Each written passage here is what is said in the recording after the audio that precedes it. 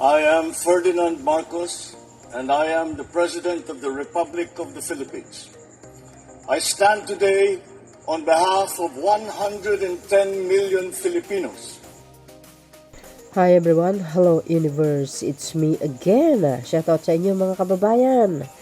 Today is January 20 guys, no? 2026, 1 o'clock, 1 a.m. dito, no? So, tinapos ko lang po ito. But anyway, shoutout sa mga Marcos Lily supporters, Filipino and OFW. Alam nyo ba kung sino nagpa-impeach kay Pangulong Marcos Jr.? Sino ang nag-file ng impeachment complaint? Walang iba kundi yan. Oh, you see? Oh. Who is he? Oh. Kaya 'di ba guys, lagi ko sinasabi, pag nagsampa ka ng kaso sa isang tao, you should be clean, 'di ba? Kung nga dapat malinis ka ang pagkatao mo. Dahil pag hindi, Sus Maria Josep, kakahiya ka. Hindi ka baka babalikan ka eh. Oh, 'di ba? So dahil dito, kanina nagsampa sila ng kaso nag-file sila ng impeachment laban sa Pangulong Marcos Jr. Alam nyo ba, ang daming nag-react talaga. Sabi po ng iba, what's ground? Ano daw ang grounds para ipa-impeach si PBBM?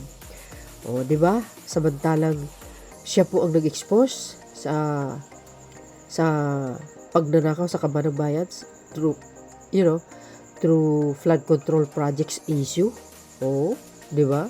Siyang nag-expose sa nakawan, sa matagal na dekada na. Oh, tapos sabahan mo ng impeachment for what, 'di ba? Tapos daw doon sa GAA 2025, sangkot daw ang Pangulo, siya daw masama. Sus Marius. Sabi ko lagi guys, wala kayong maibubutas kay PBBM. Naku, mapapahiya lang kayo eh. Marami nagsabi na wala, hersi-hersi lang yan para lang may masabi. Kasi malapit na ang pagpa-file uli yata ng impeachment laban sa kay Lakwatsyera. So dahil dito mga kababayan, basahin natin para kompleto detalyado. Shout out sa mga Marcos Lily supporters, Filipino and OFW. Sabi po dito na impact leadership guys. Ayan o.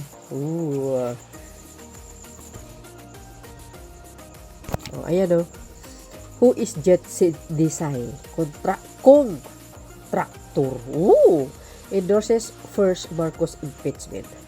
House Deputy Minority Leader ang Pusong Pinoy Party List Rep Jet Desai on Monday endorsed the first impeachment complaint against the President Ferdinand Marcos Jr. filed by lawyer Andre De Jesus. Party list pa talaga. Alam niyo guys, noong panahon ni Pangulong Marcos Sr., walang mga party list sa Kongreso. Pero nung dumating si Cory Aquino ay nagsisipagsulputan parang mga kabuti. Ayan, isa na rito, Pusong Pinoy. Ano kaya nagawa dito sa bayan? Ayan, sila po yan. Desai has previously been implicated by the Independent Commission for Infrastructure, which is ang ICI. Yan na nga ang sinasabi ko guys. Kung magsampa ka ng kaso, siguraduhin mo na malinis yung pagkatao mo. Gonggong. Yung mga abogado ni PBBM, balik ta rin ka, kawawa ka lang. In the flood control corruption scandal, sangkot yard. Oh my God. My goodness, naloko na. In November 2025, the ICI formally recommended that the Office of the Ombudsman to file criminal and administrative charges against the 8 lawmakers, including this si PBM tinira. Grabe, kaya pala. Sangkot ka pala sa pagnanakaw eh. Tapos si Presidente pa ang binalingan mo, gonggong, for alleged conflicts of interest in government contracts. According to ICI Chair Andres Reyes, Desai was linked to GBN Constructions in trading which allegedly benefited from contracts in violation of the Code of Conduct for Government Official and the Anti-Graft and Corrupt Practices Act. Walang hiya ka talaga. Oh. Ay, sus Mario. Si ladies mo naman. Ang ladies naman ni contractors. Ni Sai. Wow. Antindi. Natatawa ako mga kababayan. Sa totoo lang. Si PBBM pa. Ang kalabanin mo. Lagya ka, oo. Nisa'y political career includes serving as a member of the 19th Congress, Chief of Staff to former Bataan 2nd District Representative Joey Garcia 2019 and 2022, and free consecutive term as a councilor of Balanga City, Bataan. Ayan, talaga. Ayan o. Oh, see? Lakas loob dito. Who is Jet Dinsay? Kung Tractor endorsers first Marcos impeachment. Kong ka pala eh. Walastik ka. Sabi guys, nung mga nagko-comment, tingnan nyo. Tawa ko sa mga nagko-comment. Yung mga nagko-comment, tingnan nyo. That guy is just saving his own skin. Correct. Uy, contractors want Marcos out and put Duterte in to escape prosecution. Exactly. Yun na yun. Diba? Kaya nga, BBM resign, sabi nila. Why? Kasi guys, pag ang pumalit, si Garotay, abswelto sila lahat. Kung sakali makalusot. Kaso lang, hindi talaga makalusot eh. Eh, yung rally nga nila eh. Nilalangaw. Walang iya yan. Tapos nagyayabang mga DDS sa social media. See you on 2028. Sige nga. Tiga natin. Kung uubra kayo, sus. Bawal yung anga-anga. Oy, yung itok-itok. Bawal. Hindi pwede sa World Leaders Forum yan. Ha? Yung anga-anga mag-English parang hi, lagi, nakabatak, putik. Kakahiya. Let any one of you who is without sin be the first to throw a stone. Yes. Diba? Naalala ko yung story nito guys sa Bible. Mayroong isang babae nagkasala. Diba? Nagkasala siya eh. Tapos, no? Ito short lang guys, short lang. If anyone out there know this story, isang babae ito. Kumbaga, nagkasala siya. Tapos, yung panahon na yun, yung mga tao doon, pag once na nagkasala, mga kababayan, eh, binabato ng bato sa gitna ng, sa gitna ng sa harap nila. Pinagbabato siya, mga kababayan, no? So, nagkataon naman, nandoon yung ating Panginoon, kundi si Jesus Christ nung panahon na yon. Sinabi niya, kung sino sa inyo na malinis na hindi nagkasala, ay nararapat na batuhin itong babaeng ito. Oh, ang dami guys nakapalibot. Story yan sa Biblia, mga kababayan. Oh, di ba? So, ang nangyari, in short, may hawak sila bato, pero hindi na nila itinuloy na binato yung babae. Bakit kanyo? Kasi, even sila, nagkasala sila, guys. Oo. Di ba? Even sila, nagkasala sila eh. Kasi napahiya sila doon sa sinabi ng ating mahal na Panginoong Hesukristo nung panahon na yun. Sabi niya kasi, sino man sa inyo ang malinis na hindi nagkakasala, batuhin niyo. Kaso lang, hindi nila nabitawan yung bato, mga bes. Hindi na nila tinuloy na binato yung babae. Why? Kasi even sila, yung may hawak na bato, nagkakasala sila eh. Ang galing ng ano, di ba? Ang galing ng idea ng ating mahal na Panginoong Hesukristo nung panahon na yun. So, naalala ko itong sinasabi niya. Tama nga naman, di ba? Kaya nga sabi natin, kung magsampa ka ng kaso sa isang tao, siguraduhin mo na malinis ka eh. Di ba? Eh, dahil ito si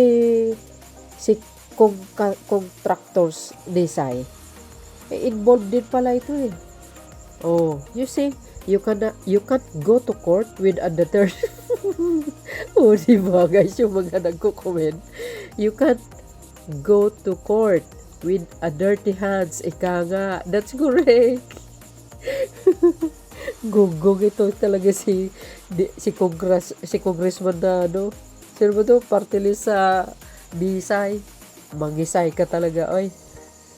A contractors who own GBN construction. Pero mo yun. The contractors at work. Natatawa ko talaga. Involved pala ito, guys. Sabi niya, kaya pala ang bilis mag-endorse ng impeachment against PBBM. Sabit sa ano? Sabit pala sa anomalya si Raulo. Ay, sabi nito, contractor din pala. Kaya naman pala, bukod sa mga political dynasties, dapat din tanggalin ang mga contractor sa politika. Pareho lang sariling interes ang uunahin ng mga yan. Yes. Kaya nga, di ba? Oh. Sabi nga nila, ano kaya ang ground para kay PBBM? Ito po yung sinabi ni Congressman Puno. Pakinggan nyo ito, guys. Walang tiyansang uusad ang impeachment complaint laban kay Pangulong Ferdinand Marcos Jr. Ito ang inihayag ni Deputy Speaker Ronaldo Puno at sinabing hindi naniniwala ang mayorya sa Kamara na uubra ang anumang impeachment laban sa Pangulo dahil hindi nila ito susuportahan. Inihayag ni Puno, sa ngayon binago na kasi ng Korte Suprema ang proseso ng impeachment kaya hindi na ito basta maaring idiretso sa Senado. Batay sa bagong patakaran na itinakda ng Supreme Court, lahat ng impeachment complaint ay dadaan muna sa House Committee on Justice. Ibig sabihin, mas mahaba at mas mahigpit na proseso at talakayan ang mangyayari. Dahil dito, halos imposible na umanong maisakapatuparan ang biglaang pag-akyat ng impeachment case sa Senado sa ilalim ng kasalukuyang mga alituntunin. Hindi din susuportahan ng National Unity Party ang anumang hakbang para ma-impeach ang Pangulo dahil kulang ito sa factual grounds. Ayon kay NUP Chairman, Deputy Speaker Puno, wala silang nakikitang anumang culpable violation o iba pang legal na batayan upang suportahan ang impeachment laban sa Pangulo. Dagdag pa ni Puno, napag-usapan na ito sa loob ng partido at malinaw ang kanilang posisyon na hindi nila susuportahan ang nasabing hakbang. Gayunpaman, inihayag ni Puno na sa panig naman ang planong paghahain ng panibagong impeachment complaint laban kay BP Sara. Sabi niya, kanila muna itong pag-aralang mabuti. Pakinggan natin si House Deputy Speaker Ronaldo Puno. So, I was asked a question about whether or not the NUP was going to support an impeachment complaint against President Marcos, and my answer was definitely, obviously, no. When I was asked in the same manner, are you going to support or deny an impeachment claim against the Vice President? I said, well, actually, this is already the second time. So I want our party to see the complaint and read over it and study it very carefully and decide according to the new rules that have been set by the Supreme. So, yun mga kababayan. So, ibig sabihin, walang ground. Di ba? Walang ground para kay PBBM. Pero kay Sara, pag-aralan nila. Dahil ang kay Sara, pangalawang impeachment complaint itong 2026 dahil hindi natuloy yung nakaraan. So, alam nyo naman kung ano ang ground para kay Sara Duterte, di ba? 7 ba yun? Oh, kasama na po doon yung pagbabanta niya sa buhay ni Pangulong Marcos Jr. kay Speaker at kay FL at saka yung confidential fund. Yun ay dumaan po sa hearing yun nung 19 Congress. So, kay Pangulong Marcos Jr., ay nako, batingaw lang po yan. May malang. So yun, mga kababayan. Sa mga nagtatanong, ito po yung sagot ko lagi sa inyo. With source po yan. At walang ground.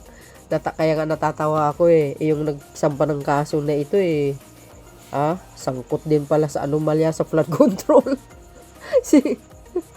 Di kinaloka. So yun mga beswa, salamat sa inyong watching. Tayo na pong bala magkomento. See you again on my next upload. Bye bye bye and baboos. God bless Philippines. Don't forget to like, hit the button bell guys para lagi kayo may updates sa aking mga upload videos. Bye guys, there's more.